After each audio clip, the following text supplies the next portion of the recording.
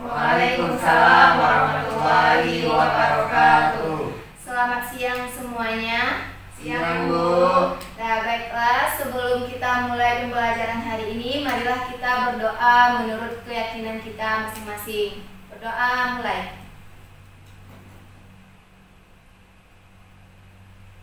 Selesai. Semoga apa yang kita ajarkan, yang didapatkan hari ini bermanfaat untuk kita ya. Amin. Sebelum memulai pembelajaran, Ibu absen dulu. Yang pertama Alhanisa. Hadir Bu. Anggun. Hadir Bu.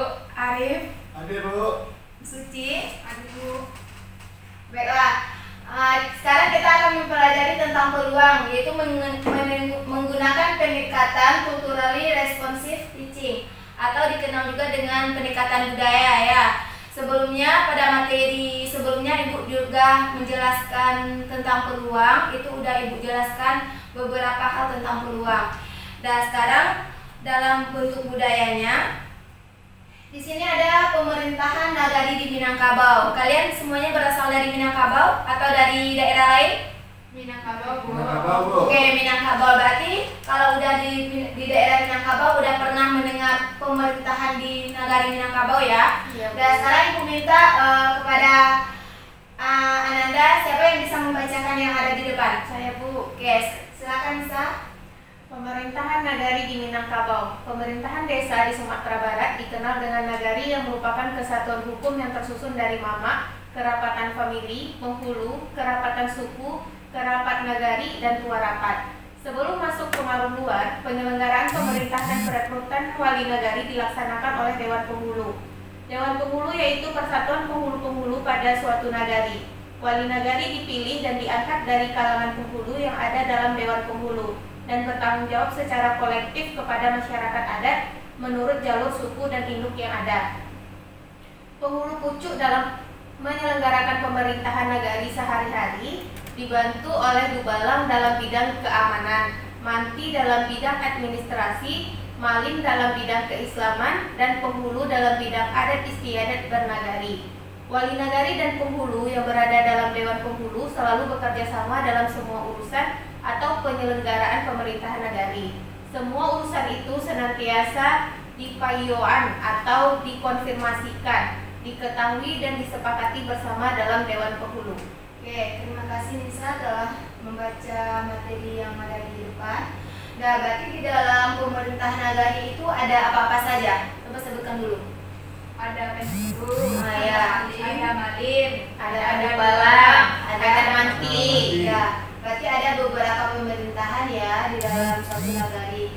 Dan sekarang di sini diskusikan dengan teman sebangku. Nah, dan jawab pertanyaan yang ada ya. Nih, dalam sebuah musyawarah Dewan Penghulu hendak dilakukan pengangkatan penghulu yang akan ditugaskan sebagai Dubalang, Manti, dan Malim. Diajukan 4 kandidat penghulu yang akan mengisi ketiga posisi. Jadi posisi yang diisi itu hanya 3, Dubalang, Manti, dan Malim. Nah, dengan nama kandidat yang pertama itu Datuk Sati, Datuk Bandaru Baso, Datuk Rajo Intan, dan terakhir Datuk Rangkayo Mulia. Nah, untuk yang diskusi nomor 1, pertanyaan nomor 1-nya, seperti apakah susunan pemerintah yang mungkin terjadi dari keempat kandidat tersebut? Nah, jadi nanti kalian gunakan diagram pohon untuk memudahkan menjawab. Nah, sekarang coba catat dulu 4 kandidatnya. Siapa-siapa saja 4 kandidatnya yang diisi untuk mencari 3 ya, 3 kedudukan sebagai Dubalang, Manti, dan Malim. Sebelumnya udah pernah kan mendengar diagram pohon? Kemarin juga Ibu jelaskan diagram pohon itu kayak apa ya. Nah, lihat aja buku halaman 150 ya, buku paketnya.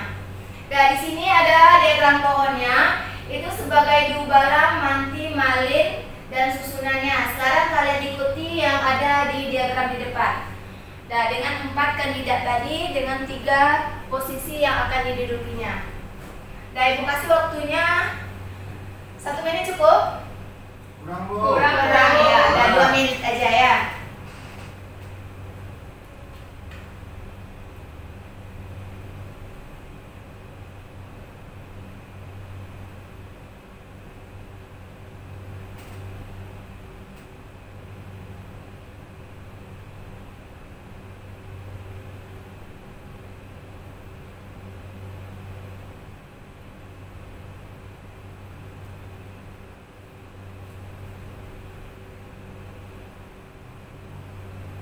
Bu. Sudah, Bu. Udah selesai semuanya?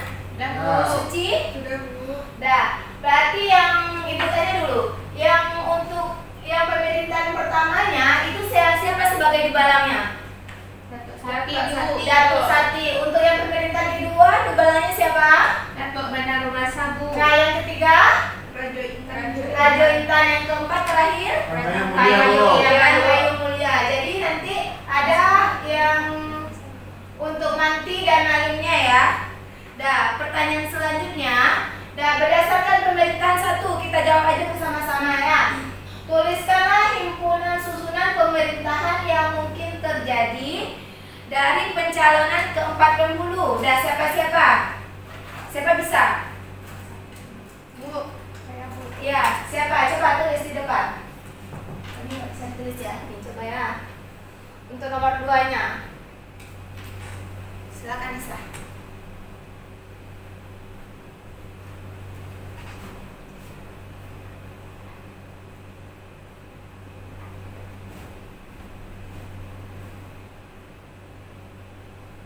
Yang lain bisa? Bisa, Bu. Nomor 3-nya langsung dijawab aja. Nomor 3 boleh, Bu. Ya, boleh.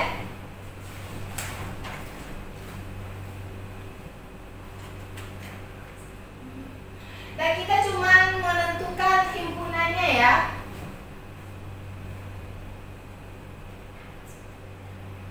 Nggak ada tintanya, itu nggak ada dulu ya.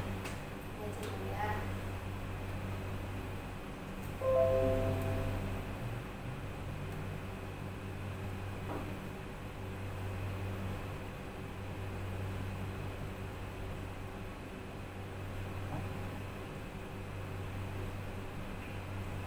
Terima kasih Nisa. Sekarang ambil ya.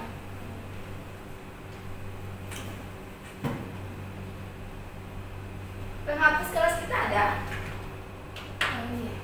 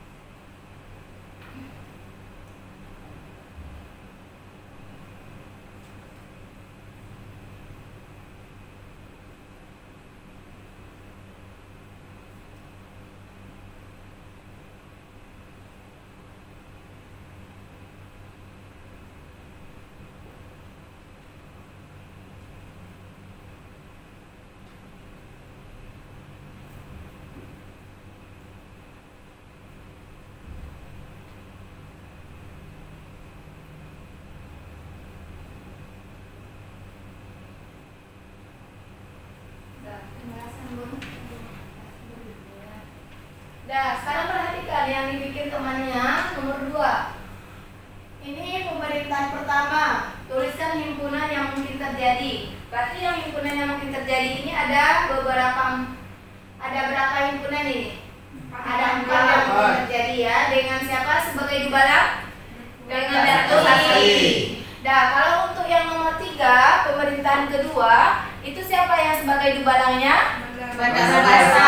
Bandar Rumasa. Nah, jadi ada 4 juga ya yang mungkin akan terjadi susunannya.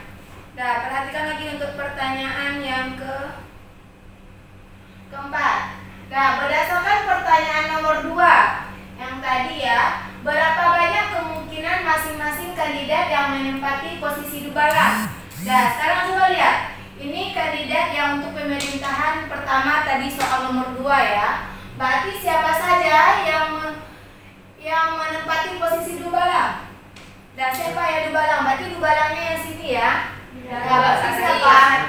Datuk Sati. Berarti bisa jawab nomor 4 langsung? Bisa. Berarti yang menduduki tempat posisi dubalang berarti Datuk Sati. Dan yang kelima, berdasarkan pertanyaan nomor 2, berapa banyak yang kemungkinan masing-masing kandidat yang menempati posisi malin? Berarti kalau yang malin yang mana? Yang ini berarti ya. Ini yang percobaan nomor 2. Berarti ini dubalang, manti, malin. Nah, berarti siapa saja yang masuk ke kandidat Malin? Datuk Sati, Datuk Rajo Datuk Intan. Sati, siapa lagi? Datuk Rajo Intan. Datuk Rajo Intan. Rangkayo Mulia. Dan Datuk Datuk Mulia. Rangkayo Mulia.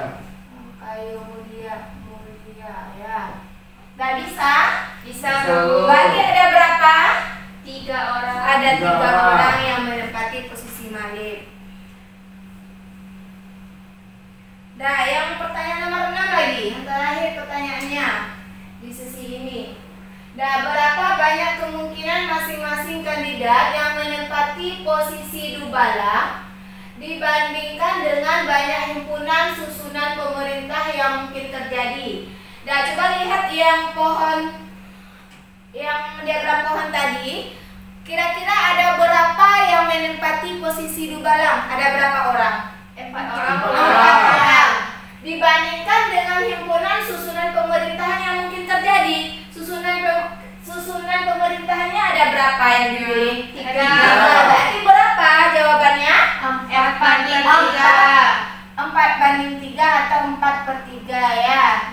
Berarti ini dia yang mungkin yang terjadi. Nah, sekarang kita simpulkan sama-sama. Dari pertanyaan nomor 1, 2, 3, 4, 5, 6, dan kita akan mendapatkan kesimpulan tentang ruang sampel. Dan kira-kira ada yang memahami anak-anak ibu apa itu ruang sampel? Saya, Bu. Apa itu ruang sampel? Ruang sampel itu adalah himpunan semua kemungkinan hasil, Bu. Semua himpunan hasil. Iya. Berarti dalam contoh yang ada di pemahaman kita tadi, berarti yang mana yang ruang sampelnya? Ruang sampelnya semuanya ada 16, Bu. Ruang sampelnya Ada 16. 16 yang mana aja? SBRI. Kalau dari Berarti yang dari pemerintahan Iya. pertama ada berapa Ada ruang sampel? 4. Ada 4 ya. kedua ada 4. Ya, sampai ada pemerintahan keempat ada 4 juga. Oke, tepuk tangan untuk si Suci dulu ya. Nah, Kita kasih aplaus. Nah, untuk titik sampel lagi. Titik sampel siapa yang bisa menyimpulkan? saya Bu. Ya, silakan Arif. Berarti kalau titik sampel itu hasilnya Bu, hasil dari percobaannya Bu. Berarti hasil dari percobaan. Berarti yang mana yang hasilnya? Kalau hasil berarti ada Datuk Sati, ada Datuk Mandarobasa dan Datuk Rangkayo Mulia contohnya Bu. Enggak, berarti kalau di sini titik sampelnya itu yang mungkin yang menduduki tempat pemerintahannya ya, berarti Ya. Dubalang, Manti, Malin. Ya, itu ruang sampelnya, titik sampelnya. Jadi hasil dari percobaannya itu yang menduduki di pemerintahan yang diminta soal ya, berarti sebagai Dubalang, Malin, Manti, berarti itu titik sampelnya. Nah, ada paham? Paham, Bu. Nah, peluangnya lagi. Nah, siapa yang bisa? Peluang itu apa? Bu, Ya, silakan. peluang adalah kemungkinan terjadinya suatu kejadian, Bu. Nah, peluang itu kemungkinan yang terjadi suatu kejadian ya. Berarti belum bisa kita memastikannya ya. Nah, siapa tahu berapa nilai peluang kemungkinan terjadi itu? Yang 4/3 tadi, Bu. Itu kemungkinan terjadinya apa? Untuk Pemilihan Dubalang, Manti, dan Malin dari 4 kandidat. 4 kandidat. Oke, ya bagus ya. Dan sekarang udah ditulis di catatannya tentang ruang sampel, titik sampel dan peluang. Nanti Ibu nilai ya catatannya ya. Ya, Bu. Udah, coba tulis dulu.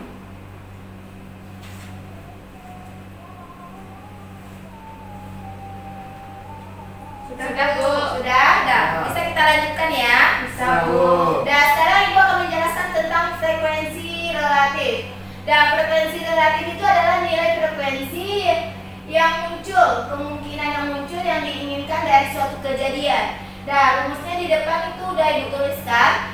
Frekuensi relatif itu rumusnya itu banyaknya dibagi dengan banyak percobaan. Berarti yang X-nya itu muncul kemungkinan yang diinginkan.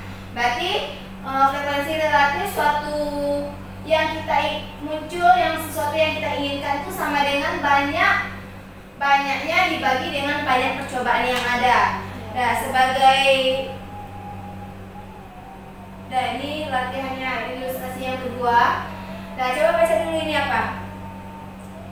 Baca kembali ilustrasi musyawarah Dewan Penghulu pada lembar sebelumnya. Setelah dilakukan musyawarah yang dihadiri oleh 20 anggota Dewan Penghulu, diperoleh hasil pemilihan tugas terhadap keempat kandidat sebagai berikut. Ya, lanjut. Yang pertama, penghulu pertama itu memperoleh 6 suara sebagai balang, 5 suara sebagai manti, dan 7 sebagai malin. Nah, stop dulu ya, Ibu jelaskan sedikit dulu. Nah, yang slide sebelumnya itu apa tadi? Rumus frekuensi relatif? Banyaknya X per banyaknya percobaan. Nah, berarti dia banyaknya dibagi dengan banyak percobaan. Nah, yang untuk nomor satunya, titik pertama Ibu contohkan dulu ya. Penghulu pertama memperoleh 6 suara sebagai dua balang, 5 suara sebagai manti, dan 7 suara sebagai malin. Nah, Ibu catat ini dulu ya, nanti biar nggak kebalik slide yang pertamanya. Nah, berarti yang pertama itu berapa suara sebagai dua balang? Dua balang 6 suara. Berarti dua balang 6 suara. 6, manti 5, malin 7. Berarti kalau di sini ditanya dengan banyak percobaannya ada berapa? 18 Bu. Ada 18 ya. Berarti kalau Ibu tanya berapakah kemungkinan yang terjadi kalau misalnya yang dipilih itu dubalang, berarti berapa? 16. Frekuensi relatifnya berarti 6 per 18 bisa ya. Berarti yang nomor 2 dubalangnya berapa? 4 Bu. Dubalangnya 4, mantinya 7, malinnya 4. Yang ketiga dubalangnya 6, 4, mantinya 4, malinnya 4, 5 Bu. 5. malin 5. Yang keempat Dubalangnya 4, dubalangnya 4, manti 4, 4, malin malin 4. malinnya ada 4. Ya Bu. Nah, sekarang ini soalnya. Nah, dengan menggunakan rumus frekuensi relatif, hitunglah frekuensi relatif masing-masing penghulu sebagai dubalang. Berarti yang antara 1, 2, 3, 4 ini kita cari frekuensi relatifnya yang sebagai dubalang. Siapa yang bisa? Nah ya, lanjut. Cici, silakan. Nah, berarti 4 percobaan itu ya. Udah tulis satu-satu.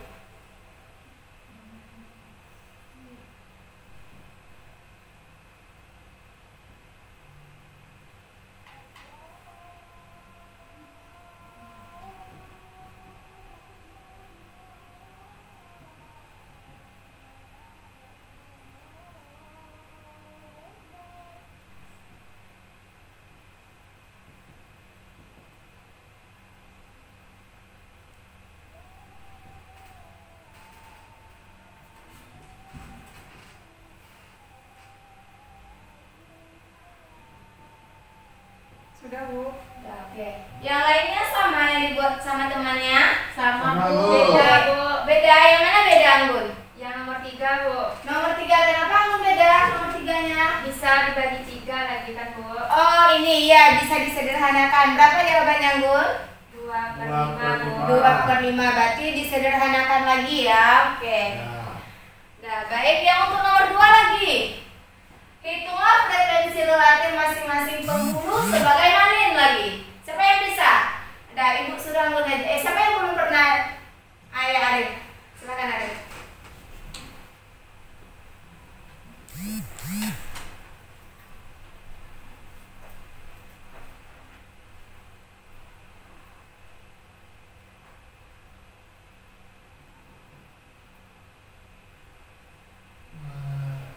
Sebagai malin ya.